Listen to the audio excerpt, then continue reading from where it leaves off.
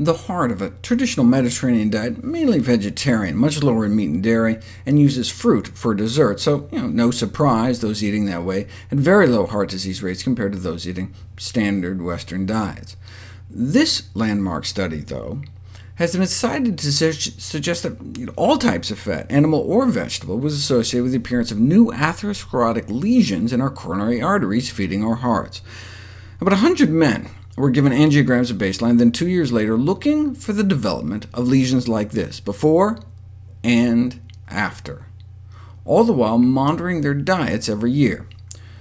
Only about 1 in 20 eating lower-fat diets had new lesions, compared to about 8 in 20 on more typical American diets, around 33% or more fat. When they drilled down, though, only 3 types of fat appeared significantly to increase the likelihood of the appearance of new lesions: lauric, oleic, and linoleic. Lauric acid is a saturated fat found in coconut oil and palm kernel oil, which is found in junk food, whipped cream, candy bars. Oleic, from the Latin word oleum for olive oil, but that's not where these men were getting their oleic acid from. The top sources for Americans are basically cake, chicken, and pork, and linoleic comes mostly from chicken. So the study really just showed that people eating lots of junk, chicken, and pork tended to close off their coronary arteries.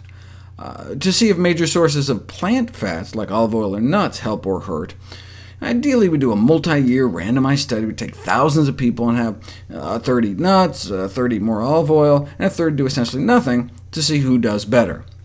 And that's exactly what was done. The PREDIMED study took thousands of people at high risk for heart disease in Spain, who were already eating a Mediterranean-ish diet, and randomized them into 3 groups for a couple years, one with added extra virgin olive oil, one with added nuts, and a third group that was told to cut down on fat, but they didn't, so basically ended up as a no dietary changes control group. What happened to the amount of plaque in their arteries over time? Whereas there was significant worsening of carotid artery thickening and plaque in the no dietary change control group, those in the added nuts group showed a significant reversal in thickening and an arrest in plaque progression. There were no significant changes in the added olive oil group.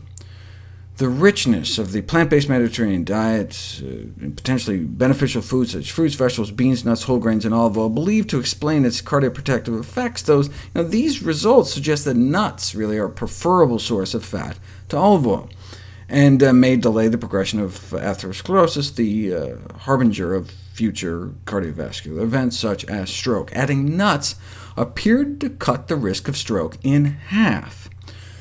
Note, though, they were still having strokes. Half as many strokes, so the nuts appeared to be helping, but they were still eating a diet conducive to strokes, and heart attacks. All 3 groups had basically the same heart attack rates, the same overall death rates. That's what Dr. Ornish noted when he wrote in, "No significant reduction in the rates of heart attack, death from cardiovascular causes, or death from any cause, just that stroke benefit." But hey, that's something. A Mediterranean diet is certainly better than what most people are consuming, but even better may be a diet based on whole plant foods shown to reverse heart disease, not contribute to it.